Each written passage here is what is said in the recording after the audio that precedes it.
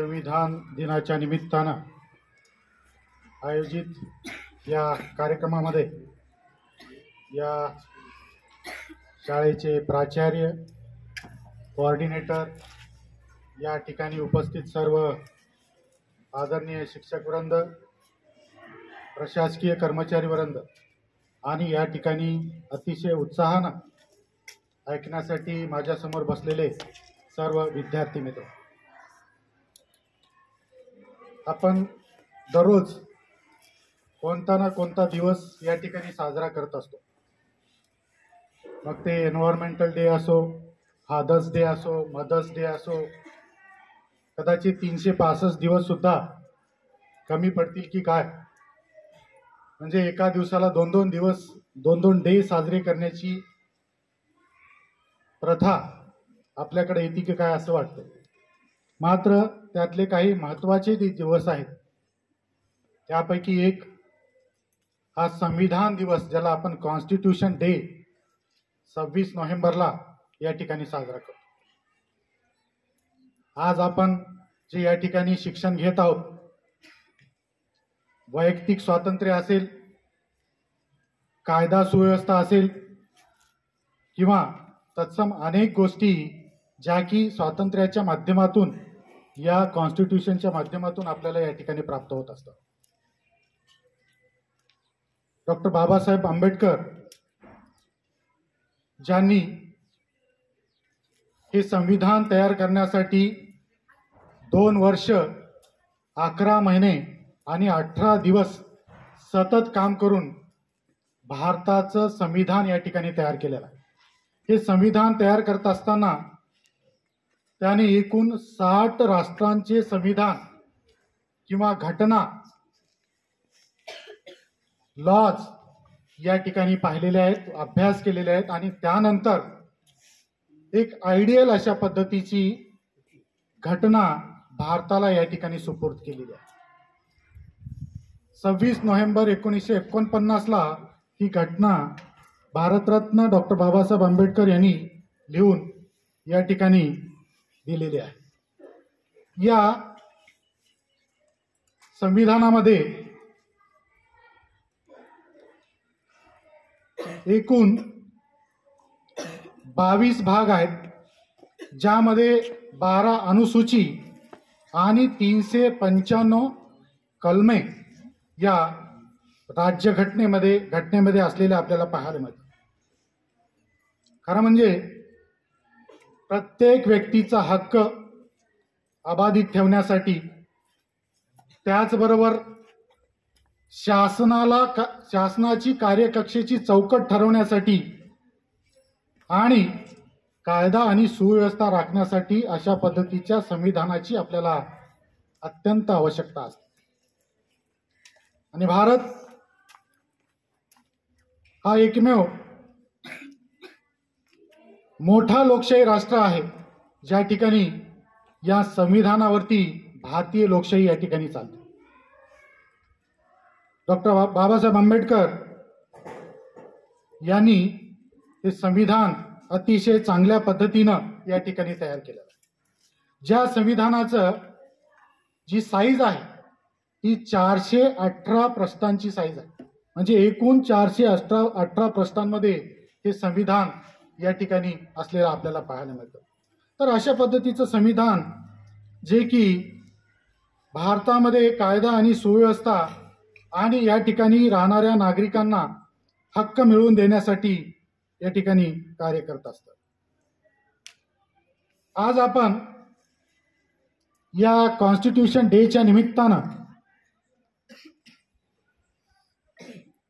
विद्यार्थ्यांमध्ये वाचनाची आवड निर्माण होण्यासाठी वाचनातून व्यक्तिमत्व विकास या विषयावरती थोडक्यात आपण प्रकाश टाकणार आहोत.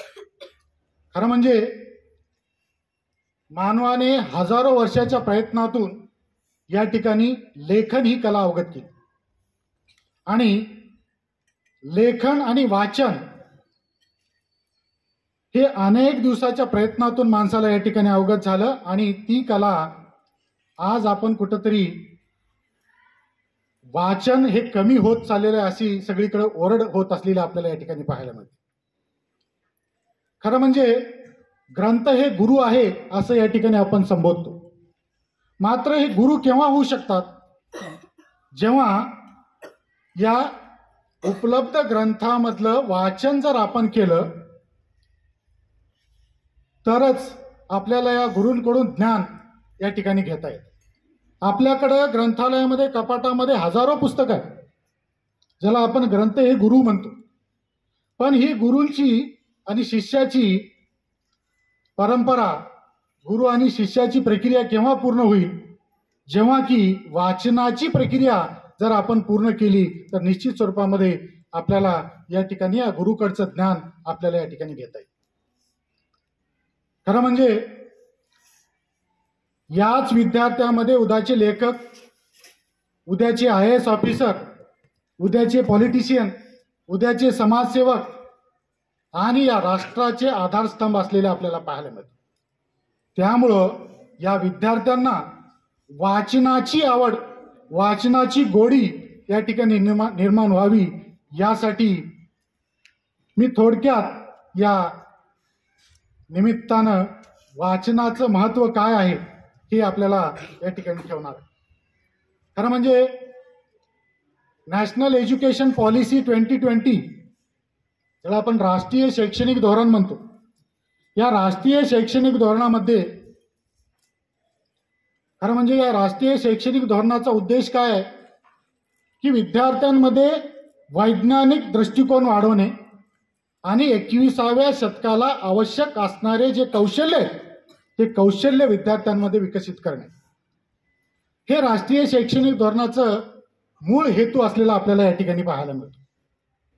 मग आमच्या विद्यार्थ्यांमध्ये आज अशा पद्धतीची कौशल्य निर्माण होत आहेत का आपण पारंपरिक शिक्षण घेत आहोत?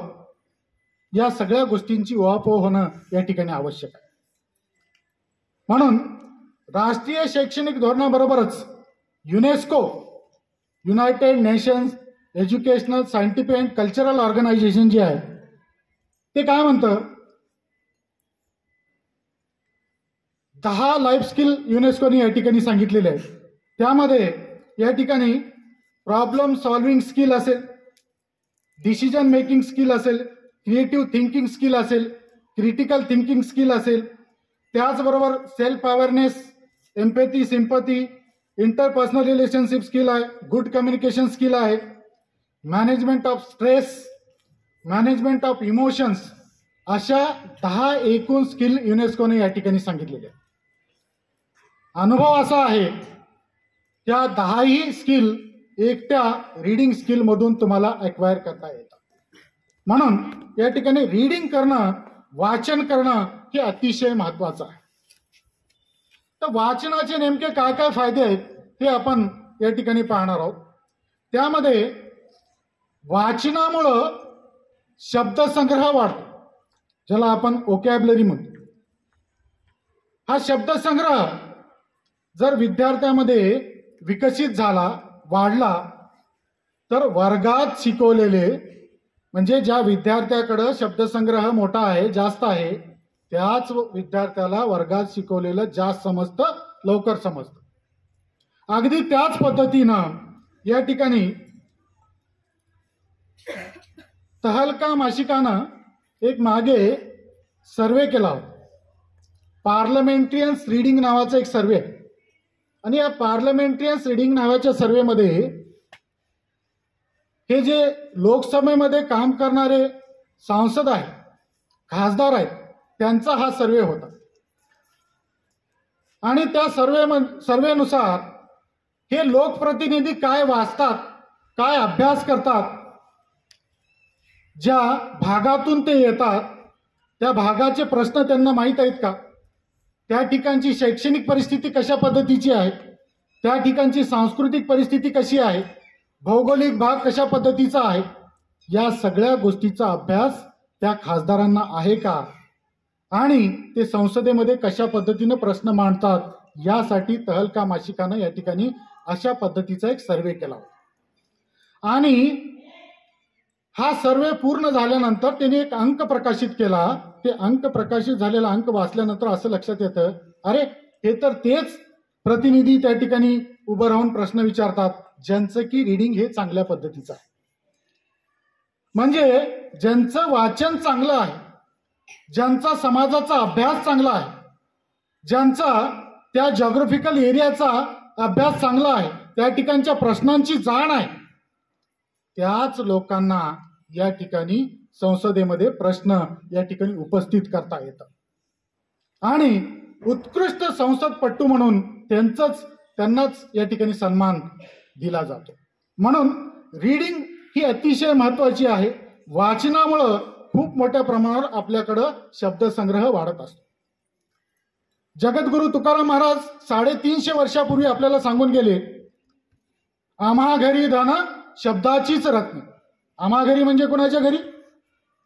जे समाजाला शिक्षित करू इच्छितात, जे समाजाला या ठिकाणी शिक्षित करू इच्छितात, समाजाला शिक्षण देऊ इच्छितात, अशा लोकांच्या घरी धन कुठलं आहे? शब्दाचं धन. म्हणजे 350 वर्षापूर्वी जगद्गुरु तुकाराम महाराज यांना समजलं की शब्दसंग्रह जास्तीचा असणं हे किती महत्वाचं आहे. म्हणून या ठिकाणी खऱ्या अर्थानं तुमच्यामध्ये शब्दसंग्रह वाढवायचा असेल तर तो शब्दसंग्रह हा वाचनाच्या माध्यमातून विकसित करता येतो. शब्दसंग्रह दोनच माध्यमातून तुम्हाला विकसित करता येतो. एक आहे उत्तम श्रवण, हिअरिंग ज्याला आपण म्हणतो, उत्तम ऐकणे, आणि दुसरा आहे उत्तम वाचन. या दोनच गोष्टीमधून शब्दसंग्रह आपल्याला या ठिकाणी वाढवता येतो. आणि त्यासाठी आता खूप मोठ्या प्रमाणावर ऑडिओ बुक सुद्धा आलेले आणि आपल्याकडे लायब्ररीमध्ये खूप मोठ्या प्रमाणावर फिजिकल बुक सुद्धा या ठिकाणी उपलब्ध आहेत. तर या दोन्ही गोष्टीचा तुम्हाला या ठिकाणी फायदा घेता येतो आणि अफाट शब्दसंग्रह तुमच्यामध्ये या ठिकाणी विकसित करता येतो. 5 मिनिटाच्या वाचनातून जवळपास 1500 शब्द आपण या ठिकाणी ग्रहण करतो. म्हणजे 1500 शब्द 5 मिनिटामध्ये आपण वाचत असतो. म्हणजे एका दिवसाला, 6 महिन्याला आणि 1 वर्षाला खूप मोठ्या प्रमाणावर अशा पद्धतीचा शब्दसंग्रहाचा साठा आपल्याकडे या ठिकाणी होत असतो. त्याचबरोबर शालेय स्तरावरती खूप मोठ्या प्रमाणावर या ठिकाणी वादविवाद स्पर्धा होतात. या वादविवाद स्पर्धामध्ये सुद्धा तेच विद्यार्थी उत्कृष्ट पद्धतीने वादविवाद या ठिकाणी करू शकतात ज्या विद्यार्थ्यांकडे अफाट अशा पद्धतीचा शब्दसंग्रह आहे. त्याचबरोबर विश्लेषक वृत्तीनं मोठ्या प्रमाणावर तेच विद्यार्थी प्रश्नपत्रिका, उत्तरपत्रिका या ठिकाणी सोडवू शकतात ज्या विद्यार्थ्यांकडे खूप मोठ्या प्रमाणावर या ठिकाणी शब्दसंग्रह आहे. आणि हा शब्दसंग्रह विकसित करण्याचा सोपा मार्ग जर कोणता असेल तर आपण वाचन केलं पाहिजे. आणि म्हणून दररोज एक अर्धा तास रीडिंग करा. याचा अर्थ मी असं म्हणत नाही की तुम्ही दिवसभर वाचत राहा.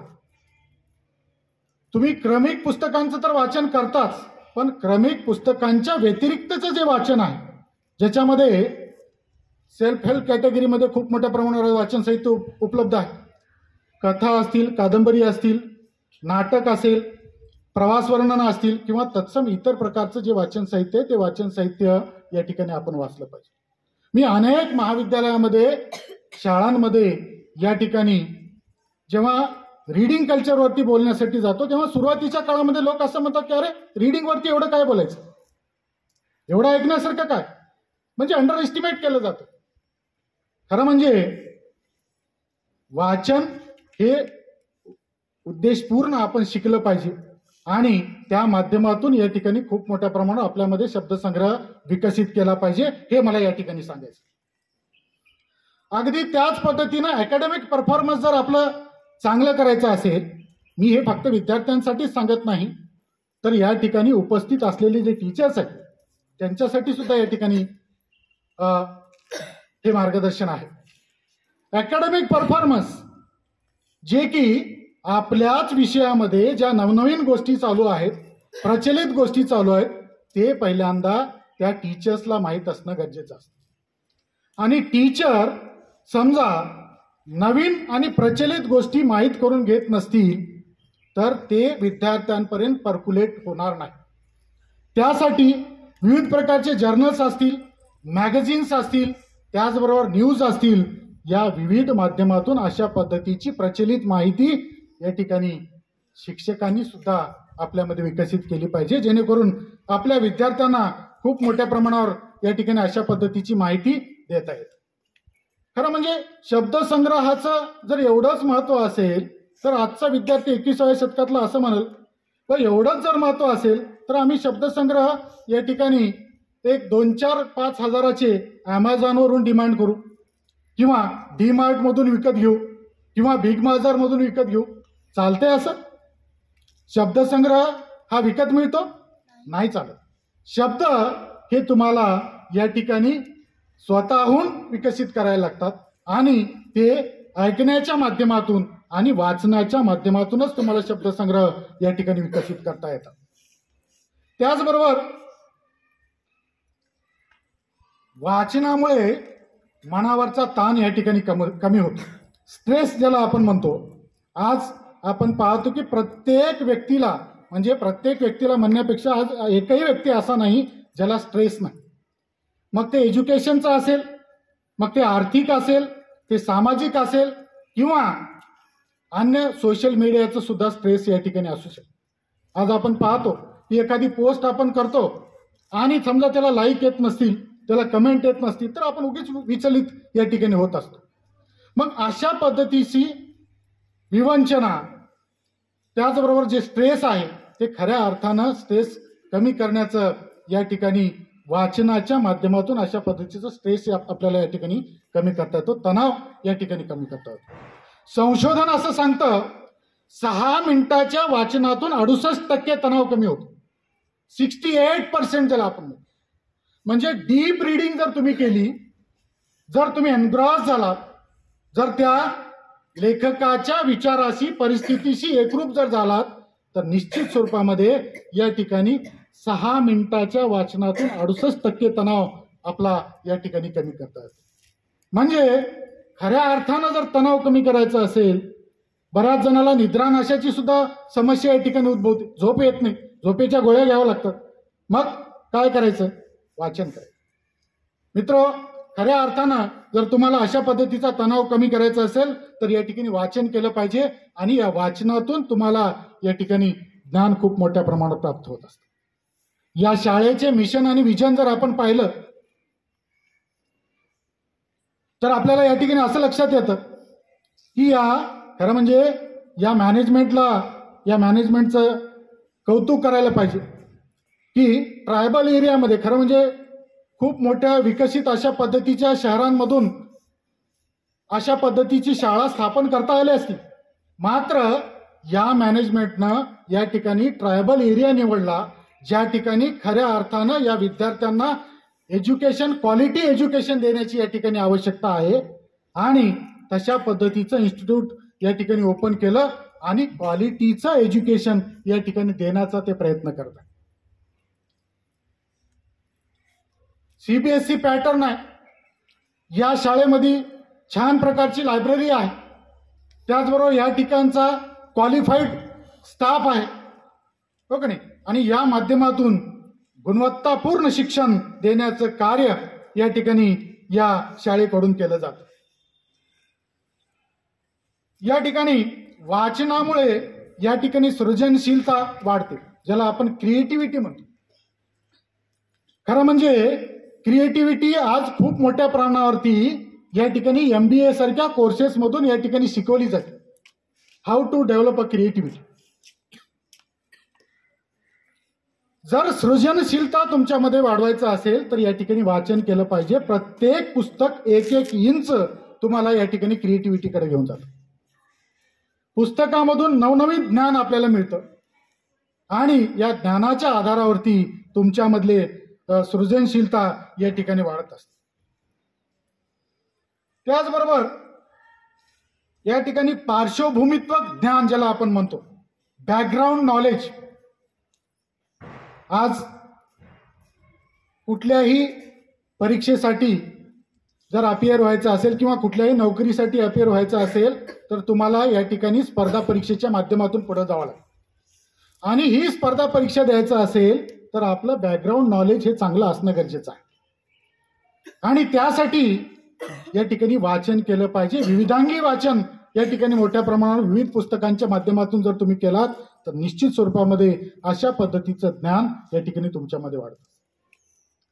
कुठल्याही IAS IPS आणि समाजातल्या यशस्वी व्यक्तीचं चरित्र काढून पहा. त्याचं लहानपणापासूनचं वाचन हे प्रचंड असलेलं आपल्याला या ठिकाणी पाहायला मिळतं आणि या वाचनाच्या माध्यमातून अभ्यासाच्या जोरावरती त्यांनी अशा पद्धतीची परीक्षा या ठिकाणी क्वालिफाईड करतात. आज कुठलंही क्षेत्र घ्या, त्या ठिकाणी तुम्हाला अशा पद्धतीच्या स्पर्धा परीक्षांमधून जावं लागतं. फक्त स्टाफ रूम क्लासरूम टीचिंग मधून या गोष्टी साध्य होत नाहीत. क्लासरूम टीचिंगला सपोर्टेड अशा पद्धतीचं विविध प्रकारचं वाचन साहित्य आपण वाचलं पाहिजे, जेणेकरून या ठिकाणी तुमच्यामध्ये अशा पद्धतीचं ज्ञान या ठिकाणी वाढत असतं. त्याचबरोबर जर लिटरसीचा जर विचार करायचा असेल आपल्याला, साक्षरता ज्याला आपण म्हणतो की NEP नॅशनल एज्युकेशन पॉलिसी 2020 लागू करण्या अगोदर लिटरसीसाठी एक सर्वे केला. लिटरसी कशासाठी? लिटरसी कशाची? तर रीडिंग हॅबिटच्या संदर्भामध्ये, रीडिंगच्या संदर्भामध्ये एक सर्वे त्या ठिकाणी करण्यात आला आणि त्याच्यामधून असं लक्षात आलं की जवळपास 55% विद्यार्थ्यांना या ठिकाणी वाचता येत नाही.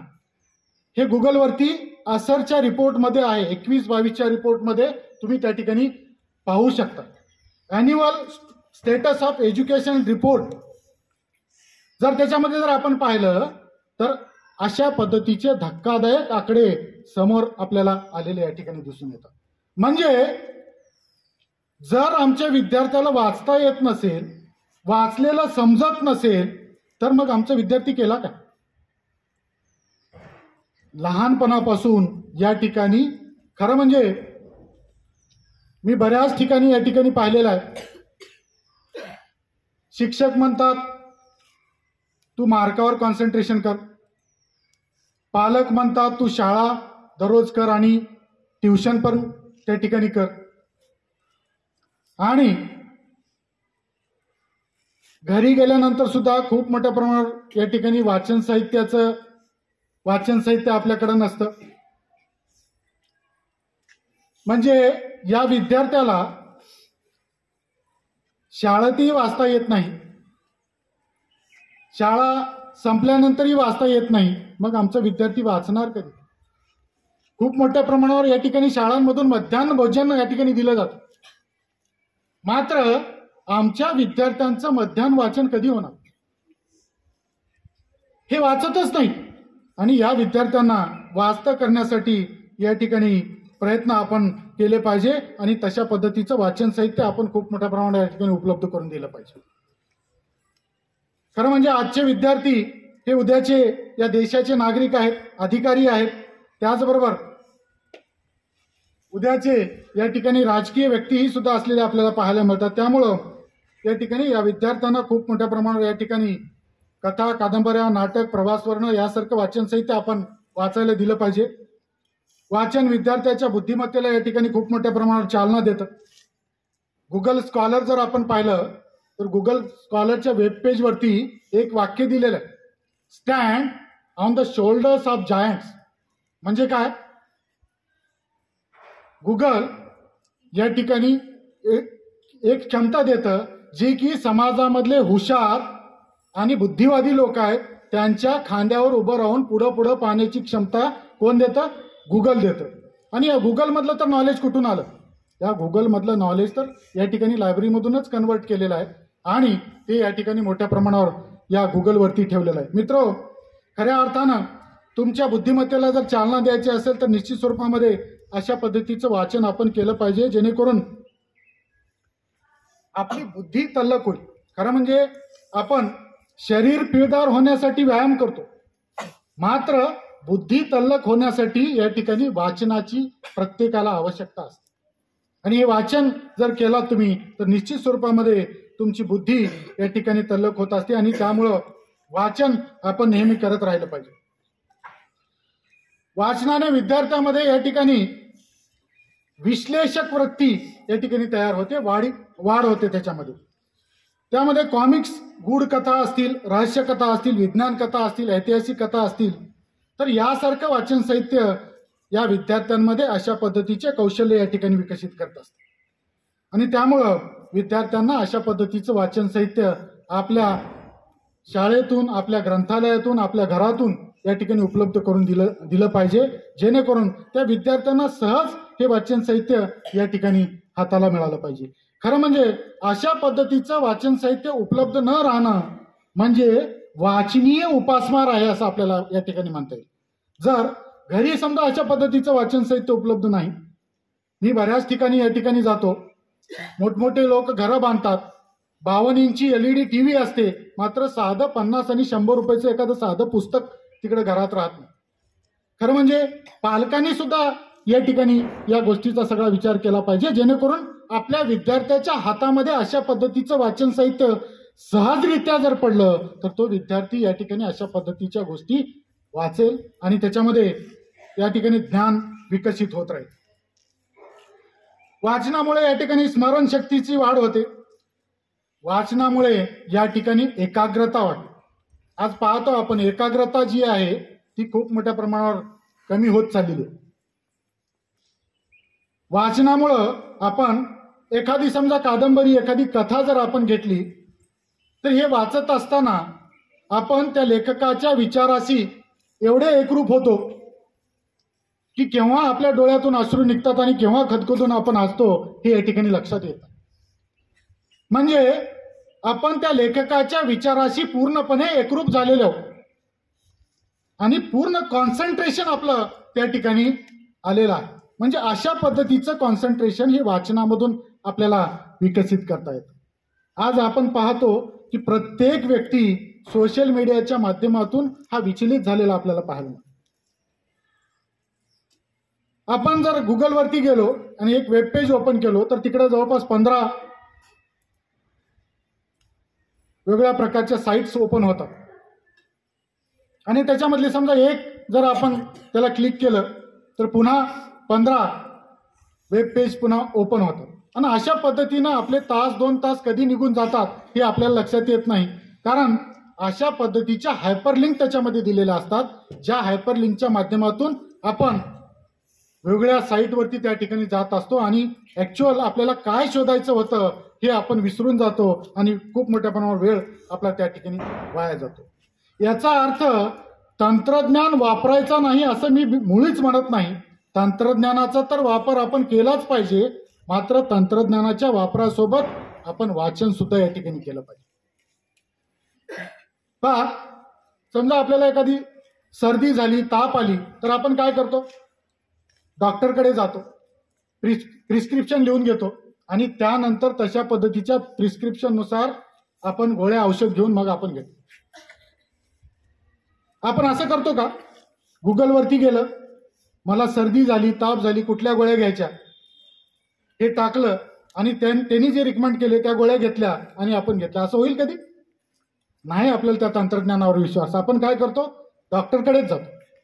म्हणून या ठिकाणी मित्रो, वाचन अतिशय आवश्यक आहे. तंत्रज्ञान कितीही विकसित झालं तरी या ठिकाणी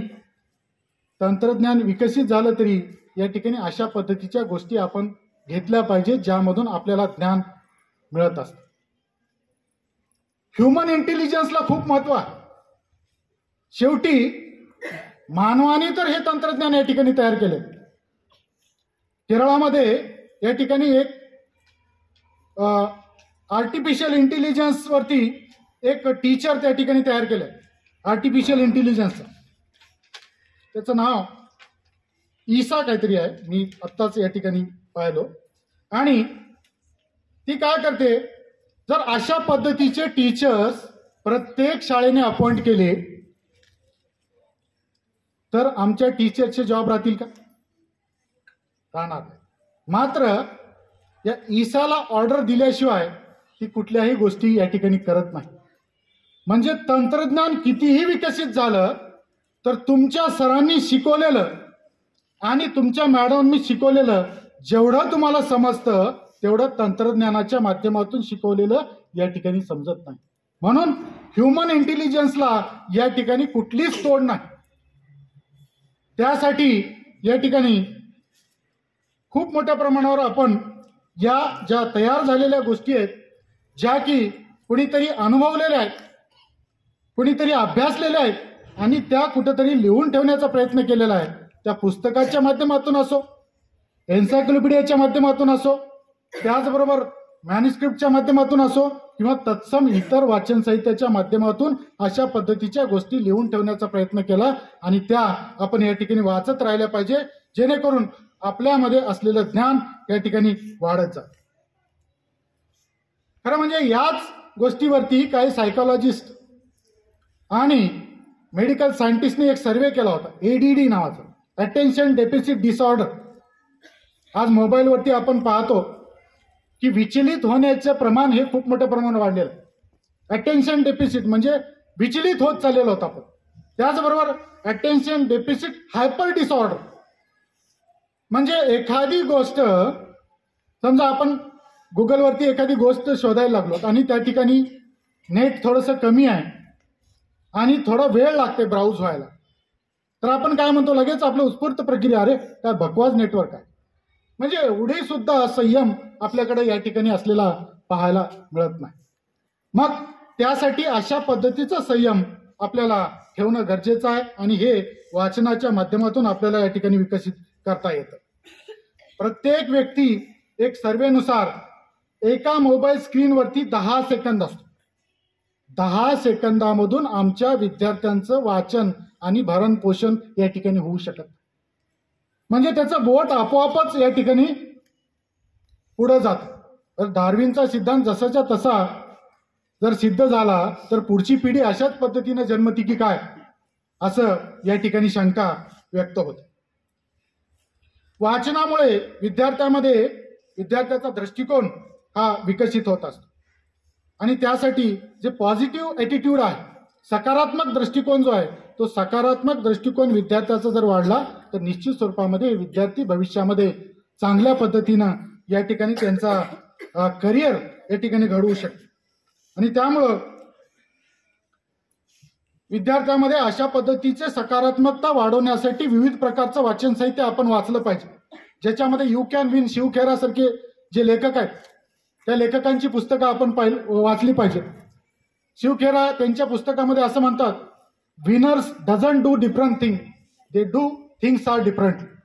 म्हणजे विजेते वेगळ्या गोष्टी काही करत नाहीत, ती प्रत्येक गोष्ट वेगळ्या पद्धतीने करतात, असं शिव खेरा या ठिकाणी म्हणतात. अशा पद्धतीचे पुस्तकं जे की सकारात्मक दृष्टिकोन, जे की तुमच्यामध्ये अशा पद्धतीचा पॉझिटिव्ह ॲटिट्यूड डेव्हलप करतील, अशा पद्धतीची पुस्तकं आपण वाचले पाहिजेत. Chicken soup for the soul, त्याचबरोबर प्रकाश वाटा, प्रकाश आंबेडकरचं मुसाफिर, अच्युत गोडबोले यांचं, अच्युत गोडबोलेनंतर खरं तर सिरीजच या ठिकाणी पुस्तकांची आणलेली आहे. त्याच्यामध्ये त्यांचं रक्त नावाचं पुस्तक असेल, त्यांचं मनात नावाचं पुस्तक असेल, जे सायकोलॉजीशी संबंधित आहे. त्याचबरोबर आत्ता एक नव्यानं त्यांनी पुस्तक आणलंय आर्टिफिशियल इंटेलिजन्स नावाचं, ते सुद्धा अतिशय या ठिकाणी उपयुक्त असलेलं आपल्याला पाहायला मिळतं.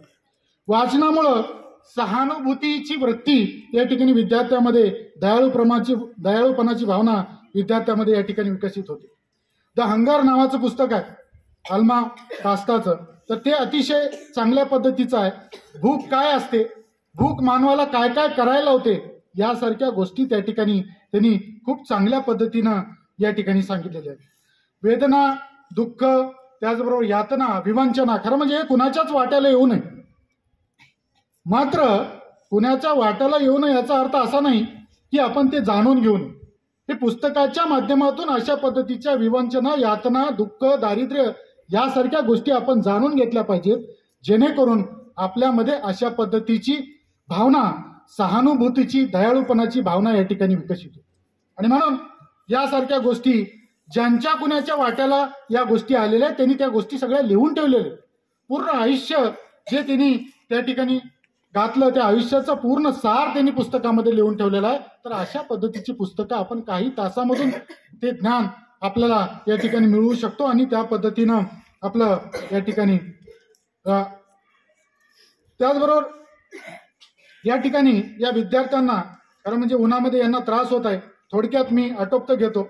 वाचन कशा पद्धतीनं वाढवायचं, वाचन खऱ्या अर्थानं वेळ ठरवला पाहिजे. त्याचबरोबर सतत पुस्तक आपण या ठिकाणी जवळ ठेवलं पाहिजे, जे आपल्या आवडीचं आहे किंवा जे वाचून झालेलं आहे अशा पद्धतीचं नवीन पुस्तक आपल्या सोबत या ठिकाणी ठेवलं पाहिजे. अभ्यासक्रमाचं नाही, अभ्यासक्रमाचं तर तुम्ही वाचताच, त्याच्यामधून तुम्ही मार्क मिळवणारच आहे. अभ्यासक्रमासोबतच इतर जी पुस्तकं आहेत ज्याच्यामधून खऱ्या अर्थानं हा समाज, हा देश, हा राष्ट्र आणि हे जीवन तुम्हाला समजतं अशा पद्धतीचं वाचन साहित्य आपण या ठिकाणी वाचलं पाहिजे. त्याचबरोबर वाचनासाठी शांत जागा या ठिकाणी आपण शोधली पाहिजे. खरं म्हणजे आपण वाचत असताना या ठिकाणी टीव्ही, मोबाईल आणि टेक्नॉलॉजीपासून थोडंसं दूर असलं पाहिजे. आज आपण पाहतो की 6-7 नंतर आमच्या ज्या माता भगिनी आहेत त्या टीव्ही पुढे त्या ठिकाणी बसलेल्या असतात. मग तिकडे एकानंतर एक त्या ठिकाणी सिरियल चालू असतात, हो का नाही. आणि मग केव्हा घरचे व्यक्ती तिकडे येतात आणि केव्हा जेवण करून जातात हेही त्यांना या ठिकाणी माहीत नसतं. अशा अनेक गोष्टी आपल्याला या ठिकाणी सांगता येतात. तुझ्यात जीव रंगला, माझ्या नवऱ्याची बायको. खरं म्हणजे काही टायटल तर असे आहेत की जे असंविधानिक आहेत, म्हणजे ते बोलायला सुद्धा या ठिकाणी होत नाही. जसं की या ठिकाणी रात्रीचं खेळ चालू, म्हणजे सिरियलचे नावं बघा किती भयानक भयानक. तर अशा पद्धतीचे सिरियल्स तिकडे चालू आहेत आणि आमचा वेळ खूप मोठ्या प्रमाणावर आपण त्या ठिकाणी घालवायला लागलो. आणि हे पाहताना मात्र त्यांच्या भोवताली आमची मंडळी, हे विद्यार्थी, त्या ठिकाणची लहान मुलं या ठिकाणी बसलेली असतात. खरं म्हणजे याच्यामधून काय संस्कार घ्यावा, काय आदर्श घ्यावा, ज्याच्यामधून वेगळ्या प्रकारच्या विविध गोष्टी या ठिकाणी चाललेल्या असतात. खरं म्हणजे वाचलेल्या पुस्तकाची आपण नोंद ठेवली पाहिजे. ग्रंथालयात भेटी, दररोज ग्रंथालयात एकदा आपण भेट दिली पाहिजे. सतत आनंददायी वातावरण या ठिकाणी तयार ठेवलं पाहिजे. त्याचबरोबर या ठिकाणी खरं म्हणजे काय काय तुम्ही वाचलं पाहिजे याची थोडक्यात मी काही पुस्तकांची यादी या ठिकाणी सांगतो. विश्वास नांगरे पाटलांचं मन में है विश्वास एक पुस्तक आहे. पूर्ण एक्सपिरियन्स होतलं, म्हणजे स्पर्धा परीक्षा कशा पद्धतीनं पास व्हायची. आज खरं म्हणजे तुम्ही इथून 10वीतून बाहेर पडलात किंवा वेगळ्या प्रकारचे CET आहेत, हो का नाही. त्याचबरोबर नीट आहे, हो का नाही, JEE आहे. त्याचबरोबर वेगवेगळ्या प्रकारच्या स्पर्धा परीक्षा आहेत, MPSC आहे, UPSC आहे किंवा तत्सम इतर स्पर्धा परीक्षा आहेत. म्हणजे प्रत्येक वेळेस तुम्हाला स्पर्धा परीक्षेला सामोरं या ठिकाणी जावं लागणार. फक्त करिक्युलमशी रिलेटेड असलेलं वाचून या ठिकाणी तुमचं वाचनीय भरण पोषण पूर्ण होत नाही.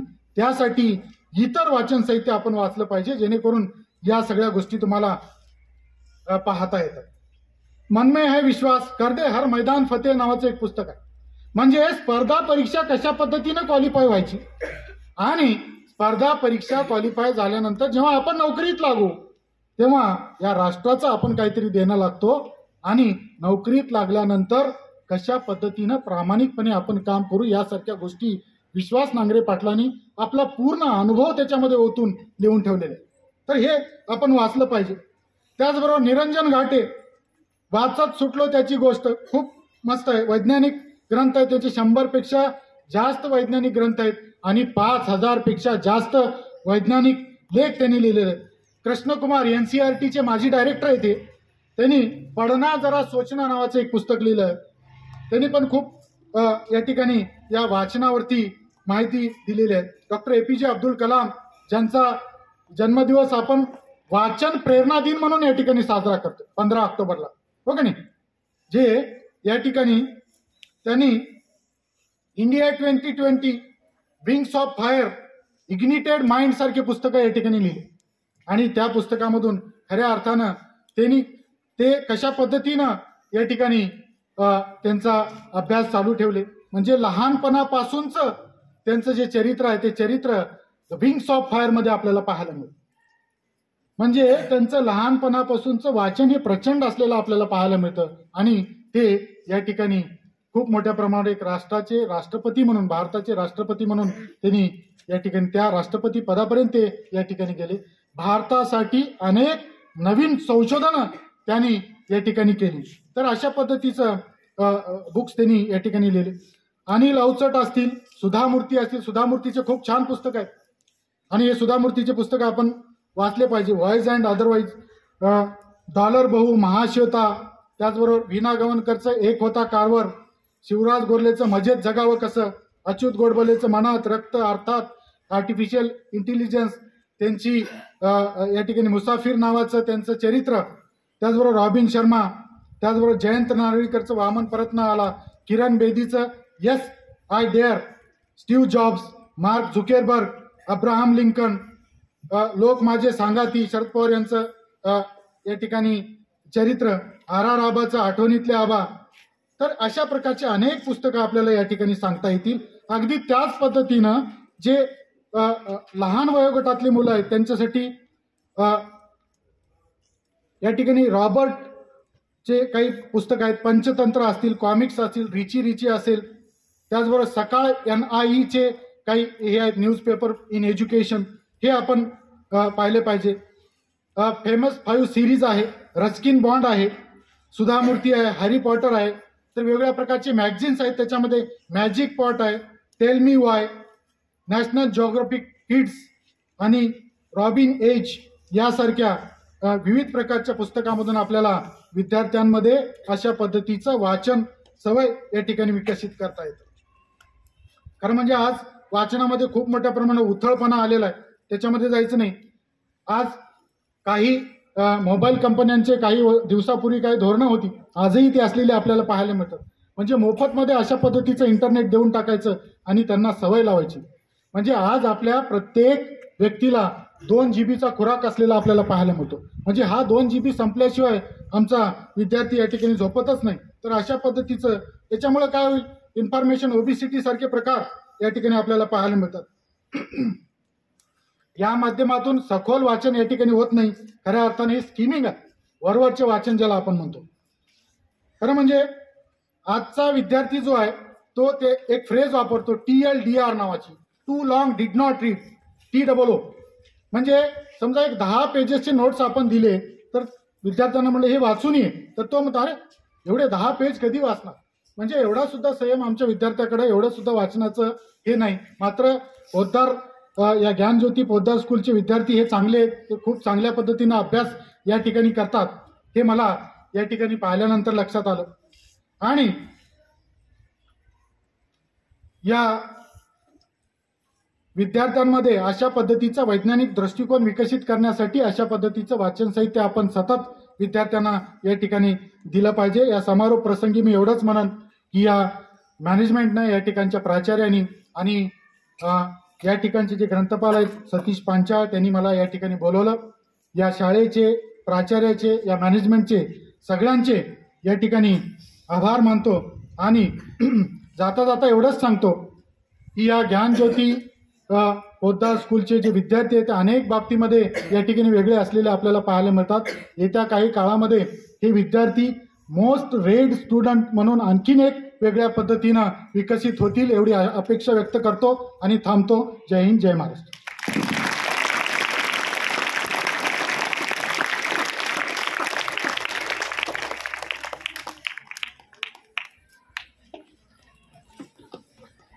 धन्यवाद सर. आजच्या कार्यक्रमाला संविधान दिनानिमित्त लाभलेले असे अष्टपैलू व्यक्तिमत्व डॉक्टर अनिल जाधव या सरांनी आपल्याला वाचनाचं महत्त्व म्हणजे आधी वाचन करा, वाचनामुळे आपली शब्दसंपत्ती विकसित होण्यास मदत होत असते.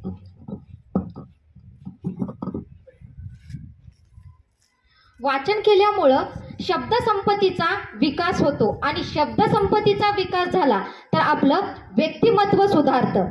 त्या माध्यमातून त्यांनी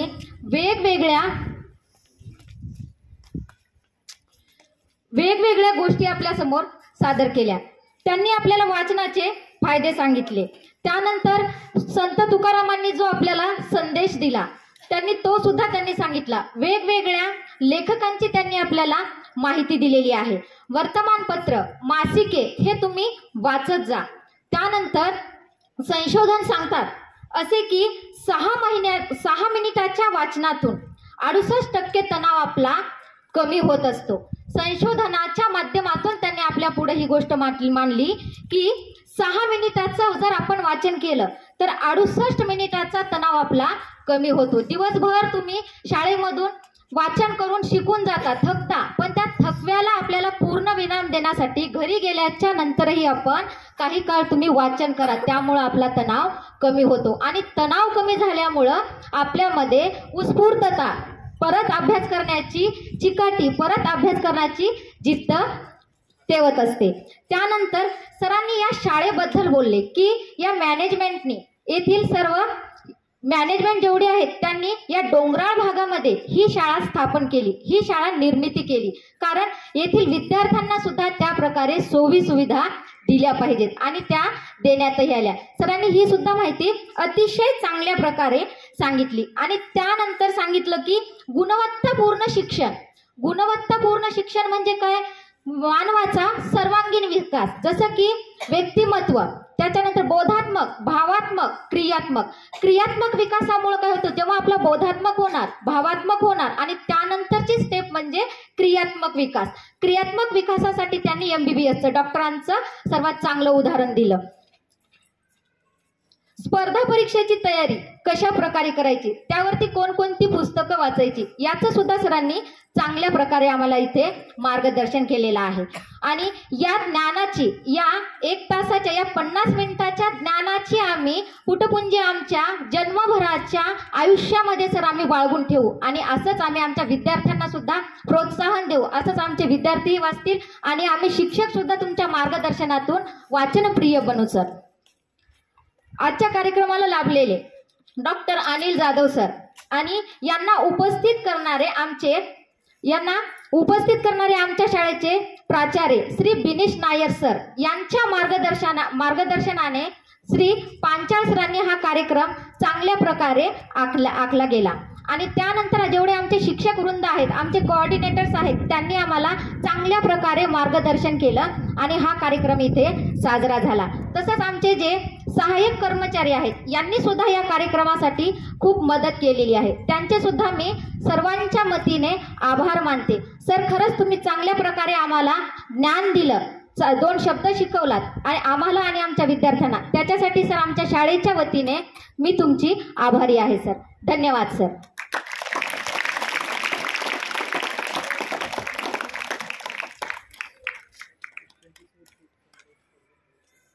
Yeah, anyone? Prachi, you summarize 1 or 2 points. Come on, what you learned today?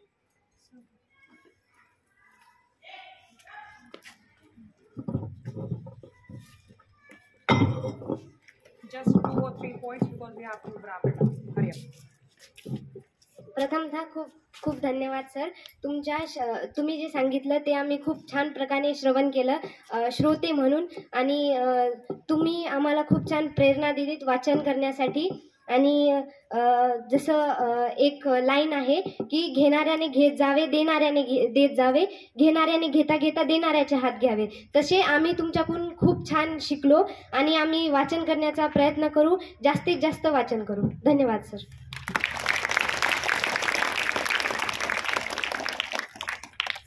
Okay, all these students can move back to your classes in respective line. And when I say in respective line, I mean quietly. Start moving from that side. उधर से बेटा जाना शुरू करो. इसको stop कैसे save कैसे करना है?